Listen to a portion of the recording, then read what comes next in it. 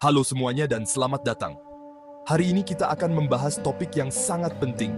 Ini adalah topik yang sering kita lupakan. Sampai, tiba-tiba, masalah menghantam kita dengan keras. Lebih dari 970 juta orang mengalami masalah kesehatan mental.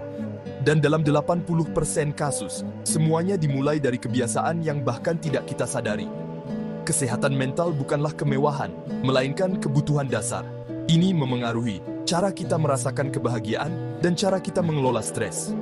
Kebiasaan buruk bisa pelan-pelan merusak kekuatan mental kita, seperti tembok yang runtuh sedikit demi sedikit. Hari ini, saya akan membahas 7 dari kebiasaan ini, dan saya juga akan memberikan beberapa cara mudah untuk menghentikannya. Mari kita putuskan rantai tak terlihat ini, dan ambil kembali kendali atas kesehatan mental kita. Pikiran berlebihan itu seperti piringan hitam yang macet, atau seperti hamster yang terus berlari di rodanya tanpa henti. Kamu terus memikirkan hal-hal negatif yang sama berulang-ulang, tapi sebenarnya tidak menghasilkan apa-apa. Hal ini hanya membuat kamu merasa makin sedih, makin cemas, dan pikiranmu jadi sangat lelah.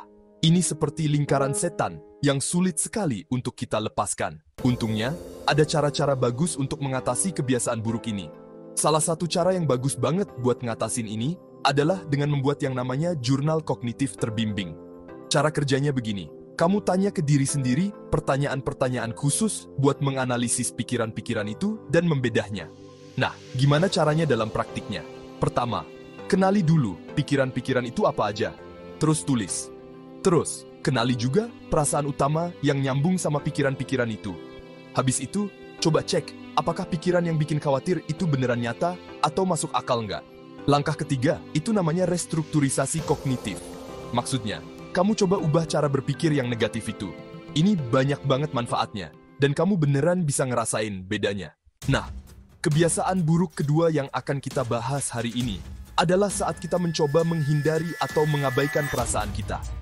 Ini terjadi saat kita pura-pura tidak ada apa-apa, menyangkal apa yang kita rasakan, mencoba tidak peduli dengan perasaan yang mengganggu, atau hanya menyimpannya dalam-dalam. Jadi, bukannya memberi diri kita izin untuk benar-benar merasakan dan melewatinya, kita malah mencoba lari. Misalnya, kita mungkin bekerja terlalu keras, atau perhatian kita terus teralihkan oleh HP dan komputer, atau mungkin malah mulai minum alkohol atau makan untuk menenangkan diri. Kadang-kadang, kita terlalu banyak berpikir, hanya supaya tidak perlu merasakan emosi kita. Tapi masalahnya, cara ini tidak benar-benar berhasil untuk jangka panjang, dan malah bisa sangat merugikan kita. Soalnya, saat kita mengabaikan perasaan itu tidak hilang begitu saja. Seringkali, perasaan itu kembali lebih kuat lagi, dan ini bisa menyebabkan cemas yang tidak hilang-hilang. Kita bisa jadi sangat khawatir, bahkan bisa sampai merasakan sakit di berbagai bagian tubuh. Nah, kalian pasti pernah kan, break dan ponton 225. Kadang kita berusaha mengesampingkan perasaan kita. Nah, ada cara yang sangat mudah, tapi sangat manjur untuk ini, yaitu memberi nama pada perasaan kalian. Dan, hebatnya, penelitian tentang otak juga membuktikan ini loh. Sederhananya, ini berarti menemukan kata-kata yang pas untuk apa yang kalian rasakan. Memberi nama pada apa yang kalian alami itu, break time doang, sebenarnya membantu otak kalian jadi lebih tenang. Saat kita memberi kata-kata pada perasaan kita, ada bagian otak kita yang namanya amigdala. Bagian itu jadi lebih tenang. Dan pada saat yang sama, bagian otak kita yang untuk berpikir jadi lebih aktif. Memberi nama pada sebuah perasaan itu, break time, membantu meredakan gejolak emosi di dalam diri kalian. Ini membantu kalian mengelola perasaan itu lebih baik daripada membiarkannya menguasai diri kalian sepenuhnya. Nah, sekarang ayo kita bahas tentang sesuatu yang disebut perfeksionisme yang tidak sehat. Ini seperti kamu selalu berusaha melakukan hal yang mustahil. Break time 0.2 will. Karena kamu takut sekali membuat kesalahan. Tekanan terus-menerus ini mengubah kerja kerasmu menjadi stres yang besar. Orang-orang yang merasa seperti ini seringkali berpikir, semua atau tidak sama sekali. Ini bisa membuatmu merasa cemas, sedih, time point design, sedih, bahkan sangat lelah. Nah, Untuk keluar dari jebakan perfeksionisme ini, ada ide yang sangat membebaskan. Namanya kriteria cukup baik. Maksudnya, kita mulai melihat diri sendiri lebih apa adanya, dan juga sedikit lebih berbaik hati pada diri sendiri.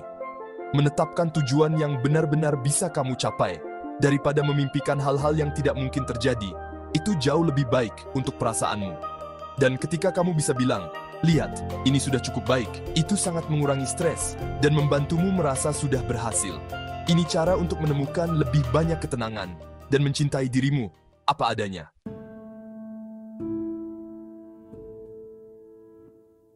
Nah, sekarang kita bahas keadaan lain yang sering kita lakukan tanpa sadar, dan ini bisa bikin kita merasa nggak enak, yaitu selalu membandingkan diri kita dengan orang lain.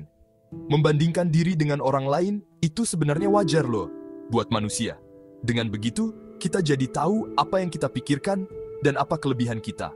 Tapi di dunia kita sekarang, yang serba terhubung, penuh dengan foto dan cerita yang kelihatannya sempurna, apalagi di media sosial. Nah, kebiasaan ini bisa jadi nggak baik buat kita. Biasanya, ada dua cara kita membandingkan diri. Yang pertama, membandingkan ke atas. Maksudnya kita membandingkan diri dengan orang yang kita anggap lebih baik. Dan yang kedua, membandingkan ke bawah, yaitu membandingkan diri dengan orang yang kita anggap kurang beruntung. Hampir selalu, membandingkan ke atas inilah yang sering jadi masalah buat kita sekarang. Yang paling merugikan dari membandingkan ke atas dan membandingkan diri dengan orang lain ini, apalagi dengan kehidupan sempurna yang kita lihat di media sosial, adalah dampaknya ke cara kita memandang diri sendiri dan rasa percaya diri kita. Kita selalu hanya melihat sisi terbaik orang lain, kesuksesan mereka, liburan impian mereka, hubungan mereka yang kelihatannya sempurna, tanpa melihat apa yang sebenarnya terjadi, tanpa melihat masa-masa sulit dan hal-hal yang tidak berjalan baik. Melihat hal seperti itu, seringkali kita merasa kecil atau iri, dan mungkin juga merasa sedikit sakit hati. Kita bisa jadi punya pandangan yang salah tentang kenyataan, di mana hidup kita terasa membosankan dan kurang berarti kalau dibandingkan dengan gambaran indah yang kita lihat di internet. Ini sangat memengaruhi kita secara batin dalam pikiran kita. Terus-menerus melihat kehidupan sempurna orang lain ini bisa membuat kita mulai merasa cemas atau sedih, atau merasa lebih buruk kalau kita memang sudah merasa begitu. Kita bisa mulai merasa selalu tidak puas, karena kita percaya bahwa kita tidak pernah cukup baik, tidak pernah punya cukup, dan tidak pernah mencapai cukup. Ini membuat kita mulai tanpa henti mencari pengakuan dari orang lain. Dan kemudian, nilai diri kita jadi tergantung pada bagaimana kita melihat diri kita dibandingkan orang lain. Bukan lagi dari nilai-nilai kita sendiri, tujuan kita, dan apa yang kita pelajari, serta tingkatkan. Ini seperti lingkaran setan yang sangat melelahkan dan menjauhkan kita dari kebahagiaan sejati. Sayangnya, ada banyak sekali contohnya dalam kehidupan sehari-hari. Siapa sih yang nggak pernah merasa sedikit nggak enak waktu lihat HP dan nemu foto liburan sempurna orang lain? Sementara kamu lagi bosan di kantor atau di rumah. Atau siapa yang nggak membandingkan pencapaian di kerjaan atau sekolah dengan teman sekelas lama yang kelihatannya semuanya serba sempurna. Ini namanya fenomena pameran momen terbaik. Maksudnya, kita membandingkan kehidupan kita yang biasa saja dengan segala suka dukanya, dengan momen-momen terbaik yang dipamerkan orang lain. Kebiasaan ini bisa membuat kita, bahkan dalam interaksi kita sehari-hari, jadi lebih sering mengkritik diri sendiri dan nggak bisa menikmati hal-hal baik yang terjadi pada kita.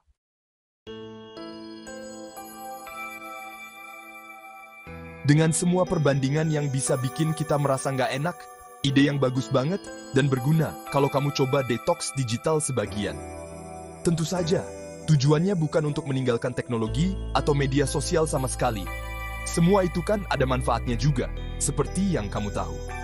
Ini lebih ke soal mengambil kembali kendali dan menetapkan batasan yang jelas untuk dirimu sendiri. Ide utamanya adalah mencoba mengurangi paparan terhadap hal-hal yang membuatmu membandingkan diri dengan orang lain, dan membangun hubungan yang lebih sehat dan seimbang dengan layar gawaimu. Ini seperti mengambil langkah penting untuk melindungi pikiran dan perasaanmu dari dampak negatif, karena terus-menerus membandingkan diri dengan orang lain. Tapi, bagaimana caranya melakukan detox digital sebagian ini? Nah, ada beberapa cara yang bisa kamu coba. Misalnya, kamu bisa mulai dengan menetapkan batas waktu yang jelas untuk aplikasi media sosial. Banyak ponsel sudah punya fitur seperti kesejahteraan digital, atau waktu layar, atau alat lain yang membantumu mengatur seberapa sering kamu menggunakannya. Ide bagus juga untuk membersihkan akun-akun yang kamu ikuti. Berhenti mengikuti akun yang sering membuatmu merasa tidak enak atau merasa kurang. Cobalah atur umpan kontenmu agar menampilkan materi yang memberimu inspirasi, mengajarkan hal-hal menarik, atau sederhananya membuatmu merasa senang. Tetapkan waktu atau tempat bebas teknologi. Misalnya, saat makan, 1 jam sebelum tidur, atau memutuskan untuk tidak membawa ponsel ke kamar tidur. Aturan kecil tanpa ponsel seperti ini bisa sangat membantu. Kamu akan mulai merasakan manfaatnya segera. Mungkin kamu akan merasa tidak terlalu cemas, dan secara umum, suasana hatimu jadi lebih baik. Dengan mengurangi waktu berselancar tanpa tujuan, tahu kan, mungkin bahkan melakukan yang namanya doom scrolling, yaitu membaca berita negatif terus-menerus. Kamu mendapatkan kembali waktu berharga untuk kegiatan yang benar-benar meningkatkan kualitas hidupmu.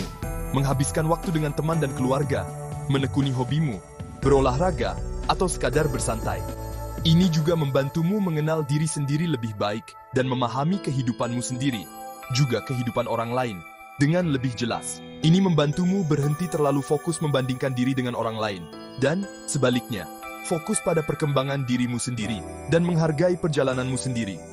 Agar detoks digital sebagian ini efektif dalam jangka panjang, penting untuk melakukannya pelan-pelan, selangkah demi selangkah, tanpa tekanan. Mulailah dengan perubahan kecil yang kamu tahu bisa kamu lakukan. Jangan berpikir, ini harus, semua, atau tidak sama sekali. Cobalah sadari, kapan atau di mana kamu cenderung lebih sering membandingkan diri dengan orang lain. Saat kamu mengurangi waktu di depan layar, cobalah manfaatkan waktu tambahan itu dengan kegiatan yang membuatmu merasa benar-benar senang, atau yang kamu anggap penting. Dan yang terakhir, tapi tidak kalah penting, cobalah untuk benar-benar merasa bersyukur atas semua hal baik yang sudah ada dalam hidupmu. Membuat jurnal rasa syukur bisa sangat bagus untuk ini. Ini membantumu fokus pada semua hal positif dalam hidupmu sendiri, daripada terus memperhatikan apa yang menurutmu dimiliki orang lain dan tidak kamu miliki.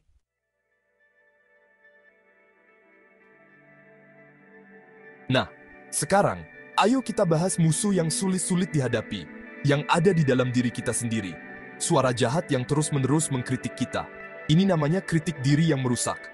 Suara ini membuat kita jadi nggak percaya diri. Setiap ada kesempatan, rasanya seperti ada hakim jahat di dalam diri kita, yang selalu bikin kita merasa kecil. Suara ini bikin kita percaya kalau ada apa-apa yang salah, itu pasti salah kita. Suara dari dalam diri kita ini sering muncul begitu saja. Wih, ini seperti racun yang pelan-pelan merusak harga diri kita. Kalau kita terus-terusan merendahkan diri sendiri begini, pikiran kita jadi kacau banget, dan ini nggak baik sama sekali. Ini bikin kita merasa nggak berharga sama sekali. Kita jadi merasa malu dan bersalah terus-menerus. Ini beban yang berat banget untuk dipikul, dan benar-benar bikin kita tertekan.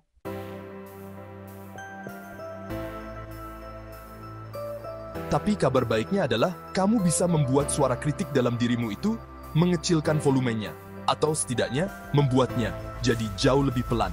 Salah satu cara terbaik untuk melakukannya datang dari sesuatu yang disebut terapi perilaku kognitif, atau CBT, begitu biasa dikenal. Namanya restrukturisasi kognitif. Ini sebenarnya cara yang mengajarkan kita untuk mengenali pikiran-pikiran negatif kita. Tahu kan, yang tidak membantu itu, lalu memeriksanya dan kemudian mengubahnya. Jadi, tujuannya bukan cuma pasang senyum di wajahmu dan bohong pada diri sendiri. Sama sekali bukan. Kamu bisa, kalau kenyataannya kamu tidak merasa begitu. Bukan. Ini tentang menemukan cara berpikir tentang dirimu yang lebih adil, lebih jujur, dan yang paling penting, lebih baik hati. Bisa dibilang, ini tentang belajar menjadi pembela dirimu yang baik hati, bukannya jadi hakim yang galak untuk dirimu sendiri. Nah, bagaimana cara kerja restrukturisasi kognitif ini dalam praktiknya? Semuanya dilakukan dalam beberapa langkah penting. Pertama, kamu harus menangkap pikiran negatif otomatis itu. Begitu muncul di kepalamu, kayak menangkap basah gitu. Catat, tulis di kertas kalau itu membantumu. Lalu lihat buktinya. Bukti nyata, apa yang benar-benar mendukung pikiran itu. Dan, yang sama pentingnya, bukti apa yang ada untuk melawannya. Cobalah jadi seperti detektif untuk pikiranmu sendiri. Jadilah Sherlock Holmes untuk pikiranmu sendiri. Langkah ketiga adalah menemukan kesalahan berpikir. atau distorsi kognitif, begitu kata para ahli, yang berperan. Apakah itu sesuatu yang disebut generalisasi berlebihan? Itu saat kamu berpikir, ini selalu terjadi padaku. Atau mungkin, berpikir hitam putih, yaitu sesuatu itu entah luar biasa bagus atau jelek banget. Atau berpikir katastrofik, di mana kamu mengubah masalah kecil jadi bencana besar. Atau bagaimana dengan membaca pikiran yang klasik, di mana kamu berpikir, aku tahu persis apa yang mereka pikirkan tentang aku. Mengenali pola-pola ini adalah langkah yang sangat besar. Langkah keempat, dan ini sangat penting, ciptakan pikiran baru yang lebih seimbang, lebih realistis, dan lebih membantumu. Dan ini dia kuncinya.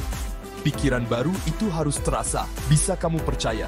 Jangan cuma bilang kebalikannya yang positif kalau kamu benar-benar tidak merasakannya. Jadi, daripada berpikir, aku gagal total karena nilaiku jelek di ujian itu. Pikiran lain bisa jadi, oke, aku tidak lulus ujian ini, dan itu menyebalkan. Tapi bukan berarti aku buruk dalam segala hal.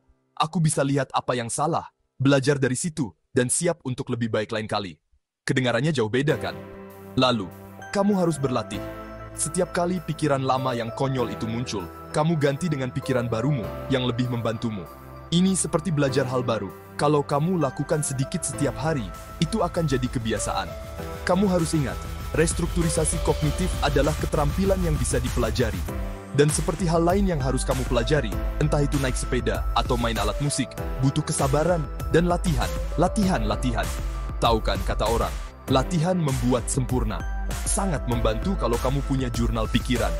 Di situ kamu bisa catat pikiran negatifmu, bagaimana perasaanmu karenanya, kesalahan berpikir yang kamu sadari, lalu pikiran barumu yang lebih baik. Dan bersikap baiklah pada dirimu sendiri saat melakukan ini. Beberapa hari akan terasa mudah, dan hari lain akan terasa sulit, dan itu tidak apa-apa. Memang bisa jadi sulit untuk memulai sesuatu yang baru. Tapi, kalau kamu tekun dan mungkin sedikit tertawa saat si kritikus dalam diri itu teriak terlalu kencang, maka kamu benar-benar bisa mengurangi kekuatannya. Kamu bisa merasa lebih baik tentang dirimu dan punya suara hati yang membantumu dan membangunmu, bukannya menjatuhkanmu. Ini adalah hal yang sangat baik yang bisa kamu lakukan untuk kesehatan mentalmu.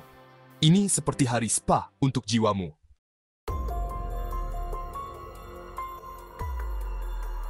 Oke. Sekarang kita bahas satu topik yang dialami banyak orang. Suka menunda-nunda pekerjaan, apalagi kalau itu karena rasa cemas. Ini bukan cuma soal kadang-kadang menunda kerjaan karena lagi nggak mood atau kurang tenaga. Bukan, kebiasaan menunda-nunda yang parah karena rasa cemas itu jauh lebih licik dan tersembunyi. Nah, sebenarnya ini seperti apa sih? Jadi, kelihatannya kamu tuh terus-terusan menghindari kerjaanmu. Dan ingat ya, ini bukan karena malas, bukan. Ini karena ada rasa takut, rasa khawatir, tersembunyi yang begitu kuat. Sampai-sampai baru mau mulai saja, kamu hampir nggak bisa gerak. Kebiasaan menunda seperti ini bisa masuk ke semua bagian hidupmu. Di pekerjaan, sekolah, hubunganmu, dan jadi beban pikiran yang berat banget. Dan kenapa ini terjadi? Ini benar-benar lingkaran setan. Rasa takut terhadap suatu pekerjaan, takut salah, takut nggak sempurna, takut tertekan. Itulah yang membuatmu menghindarinya. Kamu menundanya. Dan tiba-tiba, kamu merasa lega sebentar. View. Tapi ini malah bikin kamu makin suka menunda. Otakmu jadi belajar. Hindari kerjaan sama dengan merasa lebih baik sebentar. Tapi, masalah yang sebenarnya masih ada di situ. Malah, cara kabur cepat ini bikin cemasnya tambah parah pas batas waktu sudah dekat. Atau pas kamu melihat lebih jelas apa akibatnya nanti. Kamu jadi merasa makin terjebak. Dan lingkaran setan ini terus berlanjut. Dan makin lama makin parah. Menunda-nunda bikin kerjaan numpuk, dan itu bikin rasa takut di awal jadi makin kuat. Makin sering kamu menunda, kerjaannya kelihatan makin besar, dan rasa cemasmu juga makin besar. Akibatnya, kamu merasa bersalah, malu, dan rasa percaya dirimu jadi turun banget. Kamu jadi mikir kalau kamu itu malas, nggak berharga, atau nggak disiplin. Padahal sebenarnya, rasa cemas yang jadi penyebabnya. Keadaan ini bisa berpengaruh banget ke kesehatan mentalmu. Bisa bikin stres terus-menerus, cemas berlebihan, bahkan sampai gejala depresi, kalau kamu nggak melakukan sesuatu untuk mengubahnya. Nah, rasa takut apa saja sih yang bikin kamu suka menunda? Ada beberapa, dan biasanya saling berhubungan. Takut gagal, artinya, kamu takut kalau kamu nggak cukup baik atau orang lain bakal menilai kamu terlalu keras. Ini bisa bikin kamu jadi takut banget. Bahkan cuma buat mulai kerjaan. Rasa cemas kalau ketemu orang juga bisa jadi penyebab. Apalagi kalau kerjaannya harus kerja bareng orang lain, atau ngomong di depan banyak orang. Atau kadang-kadang ada rasa takut yang lebih umum. Takut sama hal yang gak diketahui, yang bikin kamu jadi diam di tempat. Seringnya sih dimulai dari hal-hal kecil. Kamu kerjain dulu tugas-tugas yang gampang, cek email, atau media sosial terus-terusan. Pokoknya, apa saja deh, selain kerjaan penting itu. Sampai akhirnya kamu benar-benar nggak bisa gerak, dan harus menghadapi apa yang paling kamu takuti itu. Nah, gimana caranya mengatasi kebiasaan menunda-nunda ini? Yang muncul pas kita lagi cemas. Gampang banget kok. Aturan 5 menit. Coba deh, niatkan buat kerjain satu tugas, cuma 5 menit aja. Udah, itu aja. Ini langkah kecil, tapi buat pikiran kita, ini tuh melegakan banget. 5 menit. Itu kan bisa dikerjain tanpa susah payah dan tanpa tekanan apapun kan? Setiap kali kita mulai dengan cara ini, itu udah satu kemenangan melawan kebiasaan menunda-nunda. Nah, mari kita bahas kebiasaan buruk kita yang ke-7. Kelebihan informasi dan multitasking terus-menerus yang sudah kita kenal. Zaman sekarang, otak kita terus-menerus dihujani banyak sekali informasi. Kelebihan informasi itu terjadi saat kita menerima begitu banyak informasi, sampai-sampai otak kita jadi agak macet. Kamu tahu kan, notifikasi-notifikasi, email yang menumpuk, dan mungkin 100 tab terbuka di komputer. Dan pada saat yang sama, kita berusaha untuk fokus pada satu hal penting saja. Dihujani begitu banyak informasi sepanjang waktu. Itu tidak wajar untuk otak kita. Otak kita butuh istirahat untuk mencerna semuanya dan benar-benar memahaminya. Dan kita semua merasa jago banget dalam melakukan banyak hal sekaligus, kan? Tapi para ahli otak bilang, kalau multitasking itu sebenarnya tidak ada. Yang dilakukan otak kita sebenarnya adalah berpindah dari satu hal ke hal lain dengan sangat cepat. Terus-menerus berpindah seperti itu sangat melelahkan otak kita. Kita kehilangan waktu, kita kehilangan energi mental.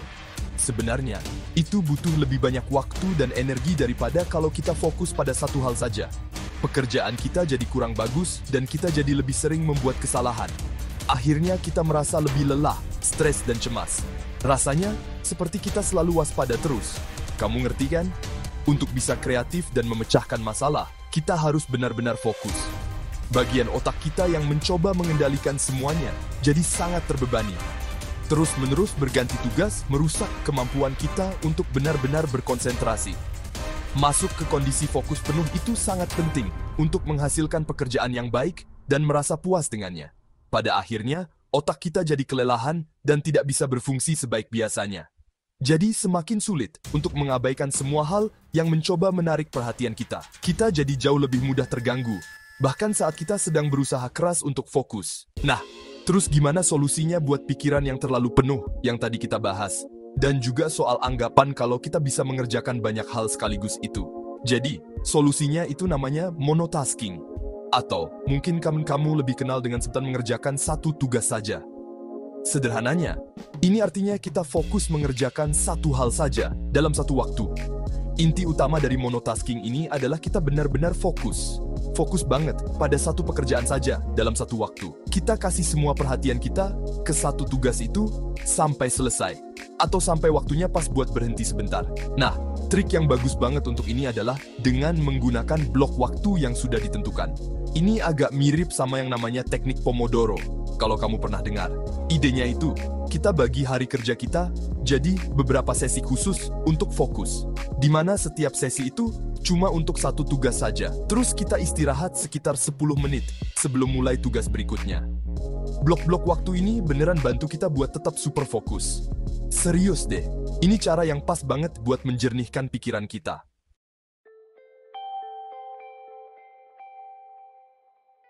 Sebelum kita selesai, saya mau bilang sesuatu yang penting banget nih. Kadang-kadang, kebiasaan-kebiasaan ini bisa jadi susah banget, sampai-sampai kita sulit mengatasinya sendirian. Bahkan, bisa berubah jadi sesuatu yang gak sehat loh. Ini ada 5 tanda peringatan yang menunjukkan kalau sebaiknya kamu mulai berpikir untuk cari bantuan profesional buat kesehatan mentalmu. Pertama, gejala yang kamu rasakan lebih dari 2 minggu. Kedua, masalah yang mulai mengganggu banyak bagian hidupmu. Ketiga, kamu merasa sedih banget atau cemas yang berlebihan. Keempat, kamu punya banyak pikiran negatif tentang diri sendiri, atau bahkan pikiran untuk bunuh diri. Dan kelima, kamu jadi menghindari lebih dari setengah kegiatanmu yang biasa. Nah, kalau sudah begini, penting banget buat kamu bicara sama psikolog atau psikiater. Mengakui kalau kamu butuh bantuan itu justru tanda kalau kamu kuat loh. Jangan lupa subscribe channel kita ya, biar nggak ketinggalan video-video berikutnya. Makasih banyak ya sudah nonton. Jaga diri baik-baik, dan sampai ketemu lagi secepatnya.